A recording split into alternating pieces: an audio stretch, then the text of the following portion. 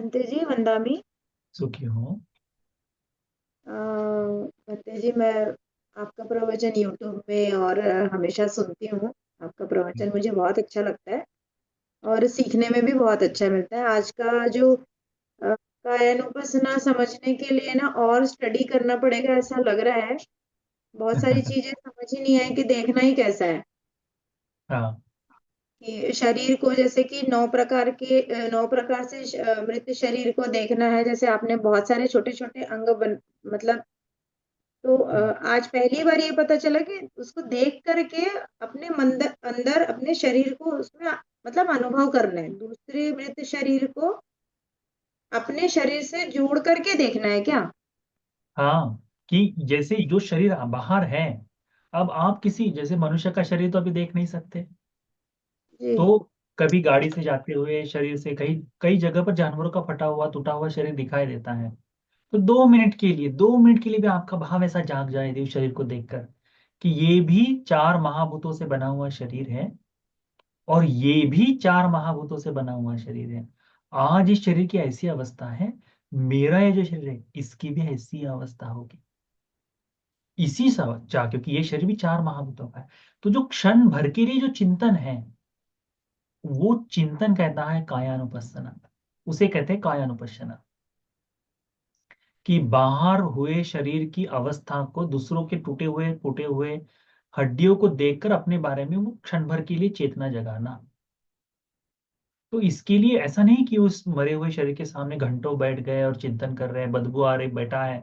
वो तपना नहीं है। तप वो है कि उस शरीर को देखकर अपने शरीर से कंपैरिजन करने का भाव जाग जाना। अधिकांश समय क्या होता है, जैसे हम ऐसा टूटा फूटा शरीर देखते हैं, तत्काल एक तो आंख फेर देते हैं, या फिर आगे बढ़ चले जाते हैं, या फिर हमारे मन में केवल दया जाती है, अरे रे रे बेचारा शरीर, ये तो मर गया जानवर, फिर बेचारे का एक्सीडेंट हो गया, कैसे हो गया। ऐसा ही चिंतन जागता है। ये कभी नहीं जागता कि ये शरीर भी ये 4 महाभूतों का बना हुआ है। इसी तरह से इसकी नियति है। चाहे एक्सीडेंट होकर ना मरे, फिर भी नियति तो है ही, शरीर सड़ने गड़ने टूटने फूटने के स्वभाव से ही है।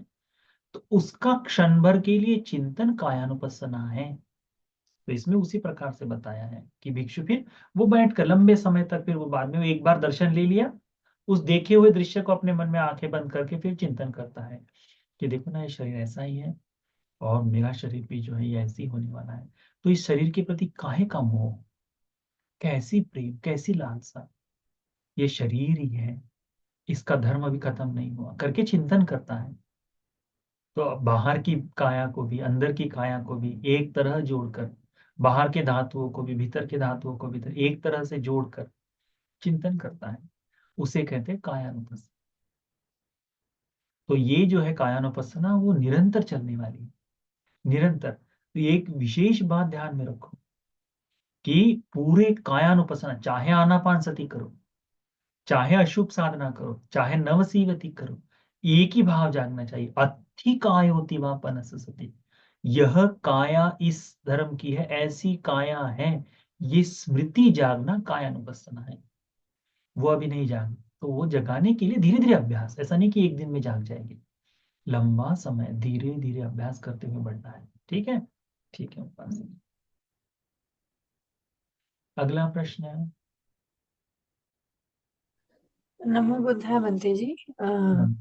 वंदना बनते जी। अ, मेरा प्रश्न ये है कि जब कोई व्यक्ति श्रोतापन्न बनता है तो ये मतलब ये प्री रिक्विजिट है, ये नेसेसिटी है कि उसको प्रथम ध्यान या कुछ पहले होना चाहिए, या वो धम्म सुनते सुनते भी बन सकता है श्रोतापन्न? प्रथम ध्यान, वो ध्यान की अवस्था है, उसके उसी से आती है, ऐसा है। ऐसी आवश्यकता नहीं कि श्रोतापन्न बनने के लिए तुमको आंख बंद करने की आवश्यकता हो ही। श्रद्धा की प्रभु प्रचुरता से भी, प्रबलता से भी श्रोतापन्न बना जा सकता है। पर श्रोतापन्न बनते ही श्रोतापन्न के कुछ धर्म होते हैं, उन धर्मों से वो युक्त हो जाता है, उस धर्मों से पूर्ण हो जाता है। तो श्रोतापन्न व्यक्ति जैसे जैसे साधना के लिए बैठता है, वैसे वैसे उसका ध्यान पूर्ण होते चले जाता है। क्योंकि बाहरी दृष्टि से वो, तो आवश्यक नहीं कि शुरुआत में उसका ध्यान होना ही चाहिए करके, परंतु श्रोतापन्न बनने के बाद भी वह आ सकता है, परंतु आज वो उसकी संभावना कम दिखती है, क्योंकि आज ध्यान की आवश्यकता भी है हमारे मन के भाव को बनाए रखने के लिए। जैसे अभी, सॉरी हाँ, बट मैंने और एक टर्म सुना था, सोतापन अनुगामी, उसका मतलब क्या है? श्रोतापन्न बनने के लिए प्रयास करने वाला, अच्छा।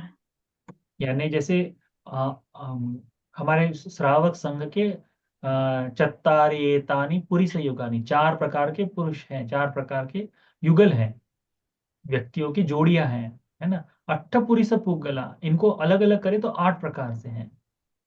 तो उसमें होता है श्रोतापन्न बनने के लिए प्रयास करने वाला, श्रोतापन्न बना हुआ, सकृतागामी बनने के लिए प्रयास करने वाला, सकृतागामी बना हुआ, अनागामी बनने के लिए प्रयास करने वाला, अनागामी बना हुआ, और फिर अरहंत बनने के लिए प्रयास करने वाला और अरहंत बना हुआ। ऐसे 8 व्यक्ति, ऐसे 8 व्यक्तियों के लिए वह धर्म देखा बताया गया है, तो उसको ध्यान में रखो। और सकलगामी बनने के लिए तो डेफिनेटली ध्यान करना ही पड़ेगा, राइट? हाँ हाँ हाँ, ठीक। क्योंकि वो नहीं हो सकता है, राइट, विदाउट ध्यान। श्रोतापन्न बनने के बाद अपने से ही ध्यान कर लेता है, उसके लिए अलग से हम्म। आवश्यकता नहीं उसको प्रयास की, क्योंकि श्रोतापन्न का है ना कि अब वो प्रवाह में आ चुका है, अब वो प्रवाह में आ गया है, इसका मतलब है वो आगे बढ़ते ही जाएगा, वो चलते ही जाएगा, चलते जाता है ही, वो ध्यान के साथ ही है चलता है। हम्म। साधु साधु। थैंक यू, नमो बुद्धाय। वंदनामी बनते जी। सुखी हो। मेरा प्रश्न ये है कि जैसे आप हर प्रवचन में कहते हो कि कल्याण मित्र का होना आवश्यक है, हम्म। तो भंते जी जैसे हम आपसे जुड़े हुए हैं या बुद्ध रश्मि चैनल से जुड़े हुए हैं, भंते जी के सभी के प्रवचन सुनते हैं, फिर उन्हें जीवन में उतारने की भी कोशिश करते हैं, तो आप भी तो हमारे कल्याण मित्र हुए। तो इस तरह हाँ हमें एक भंते जी की संगति जरूर चाहिए, या हम आपके ही प्रवचन सुन के, आपकी धर्म देशना सुन के ही धर्म मार्ग पे आगे बढ़ सकते हैं? हाँ, उपासिका, इस बात को हमेशा ध्यान में रखो कि हमने कल्याण मित्र कहा है, एक व्यक्ति जी। विशेष नहीं कहा है। अच्छा अच्छा। क्योंकि देखो, आज मैं इस तरह से बात कर रहा हूँ, कल हम्म। को यदि मेरे मुख से भगवान की वाणी के प्रति कुछ गलत निकल जाए, मुझे मैं नहीं हूँ और मैं अनजाने में मैं कुछ कह दूं, और यदि वो आपकी श्रद्धा की हानि के लिए हो जाए, तो फिर कैसे होगा? किसी भिक्षु के वक्तव्य से यदि आपकी श्रद्धा में, जैसे कल को हो सकता है कि मुझे कोई विपत्ति हो जाए, तो उस विपत्ति से, अरे मैं तो इन पर श्रद्धा रखती थी, अब ये ऐसे भिक्षु हो गए करके बहुतों की श्रद्धा विचलित हो सकती है ना। इसीलिए एकमात्र भिक्षु के प्रति नहीं, धर्म के प्रति जो जो भिक्षु वास्तव में बुद्ध की वाणी को अभी बता रहे हैं, यथार्थ भाव से बता रहे हैं, ऐसा नहीं कि भाई बुद्ध की बात को, भगवान की वाणी को अपने लाभ के लिए एक अलग तरह से तोड़कर मड़ोड़ कर बताने वाली बात नहीं, यथार्थ में जैसा है बुद्ध की वाणी वैसा बताते हुए यदि चिंतन कर रहे हैं, तो वे सभी भिक्षु उस समय में कल्याण मित्र का काम कर रहे हैं। एकमेव कल्याण मित्र इस लोक में वे हैं तथागत रथ सम्यक संबुद्ध। उस कल्याण मित्र के लिए ही ये सारा प्रयास है। तो कल्याण में, जैसे हमारे गुरु हमारे लिए कल्याण मित्र हैं, तो अब हमारा दूसरा गुरु उस तरह से नहीं बन पाएगा जब तक गुरु आज्ञा न दे कि जब तक, हाँ अब तुम जाकर उनके पास सीख कर आओ, तो वो हम दूसरे गुरु से सीख सकते हैं, पर तब तक हमारे गुरु हमारे ही गुरु है। उस तरह से ही धर्म का अभ्यास जब तक आप कर रहे हैं तब तक करते रहे। कल्याण मित्र का एक विशेष बात ये हो जाती है ना उपासिका, हमने हमारे हमेशा कल्याण कहने के पीछे कारण है कि कई बार होता है कि हम छुप छुपा कर कोई पाप कर्म कर लेते हैं, और हम उसे विवृत नहीं कर पाते, खोल नहीं पाते, और वो हम उसको अंदर ही अंदर चिंतन करते हुए कुंठित होते रहते हैं, तो उस कारण से कोई विपत्ति हो सकती है। पुनः किसी धर्म का हम अभ्यास कर रहे हैं, परंतु हमको लगता है कि हाँ बंते जी ने ऐसा बता दिया है और हम कर रहे हैं। कई बार होता है कि एक की बात सुनकर दूसरों को बताते समय बातों में बदलाव आ जाता है, तो ऐसे समय में हम जो चिंतन कर रहे हैं वो बात यदि किसी भिक्षु को बताकर उसे सही रास्ते पर ले लिया जाए, तो उससे भी तो वो जो पुनः बताने के लिए जो कोई व्यक्ति होता है वो कल्याण मित्र का काम करता है। गृहस्थ को कल्याण मित्र इसलिए नहीं कह पाते क्योंकि गृहस्थ में वो खामियां हो सकती है कि वो आपकी बातों को दूसरों को बताएगा या आपकी बात का कोई लाभ उठाने की कोशिश करेगा, वो भी दूसरी बात हो जाती है। कल्याण मित्र ऐसे समय में केवल कहेगा ये गलत है, ये सही है, इस तरह से तुम्हें चिंतन करना चाहिए, इसकी माफी मांगनी चाहिए, इसका प्रायश्चित करना चाहिए, अब से ये नहीं करेंगे, इसके लिए बुद्ध की वाणी ये है, इस पर आगे बढ़ो। ये कहने वाला कल्याण मित्र है। तो जो भी आपको मिले वो कल्याण मित्र। ठीक है, ठीक। हाँ, हाँ बंदामी बनते, सुखी हो। बहुत बहुत साधुवाद साधुवाद साधु साधु आपके प्रवचन के लिए। मेरा भी कल्याण मित्र से ही संबंधित प्रश्न है बनते।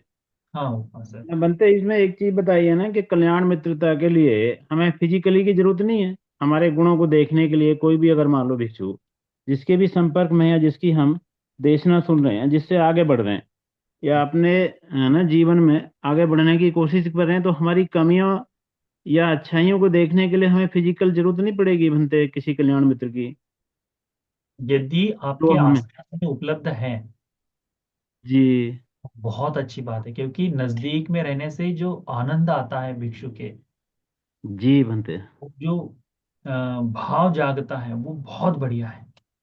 जी परंतु जब नहीं है तो ऐसे समय में जैसे कई बार ऐसा होता है ना कि आपने कोई गलत कार्य कर लिया और उसे किसी भिक्षु के सामने आप बताकर आप हल्के हो जाते हैं थोड़े से।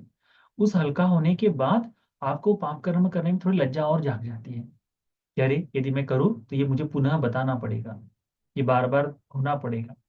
तो उस तरह से, तो इसीलिए कभी कभी हमारे वास्तविक में शरीर स्वरूप से होना भी बहुत आवश्यक हो जाता है। पर जब नहीं है, जैसे इस तरह से बातचीत हो रही है, तो ये भी धर्म की ही बातचीत है। तो इससे अपने मन के प्रश्नों को सुलझा रहे हैं, तो वो भी ठीक ही है, कोई ऐसा उसमें कोई आपत्ति नहीं, अच्छी ही बात है। तो कल्याण मित्र का इस तरह से चिंतन कर सकते हैं, कोई ये नहीं। यदि वास्तव में हमको मिल जाते हैं, नजदीक में है, तो भगवान ने तो कहा है कि जहाँ कल्याण मित्र मिले जीवन भर उसका पीछा नहीं छोड़ना है करके। क्योंकि कल्याण मित्र का मिलना यानी सूर्योदय की तरह, सूर्योदय से पहले होने वाली लालिमा की तरह है। सूर्योदय यानी श्रोतापन्न बन जाना। तो सूर्य के उदय से पहले जो आसमान बिल्कुल सफेद, ये जो चमकीला हो जाता है, उस तरह से है कल्याण मित्र का आना। तो जब मिल जाए तो पकड़ लो, तो वो हो तो ठीक रहेगा। तो इतना काफी है मुझे लगता है। यदि है तो बहुत ही अच्छा है, नहीं है तो फिर इस तरह से ऑनलाइन भी जुड़कर आप लोग उस तरह से धर्म का अभ्यास आवश्यक है। उनके मार्गदर्शन में उसका धर्म का अभ्यास आवश्यक है, गलतियों को, खामियों को सुधारते हुए। कई बार होता है कि एक आधे शब्द को बोलते समय हम से गलती हो जाए, तो हो सकता है उसका गलत अर्थ निकल जाए। तो ऐसे समय में तुरंत जांच पड़ताल कर कर मैं भी देखता हूँ जैसे, तो कई शब्दों के बारे में और चिंतन करते हुए फिर उसको सुधारा जा सकता है। तो अभ्यास करते हुए उस तरह से जाना जा सकता है। इसीलिए कल्याण मित्र की आवश्यकता निरंतरता से होती है।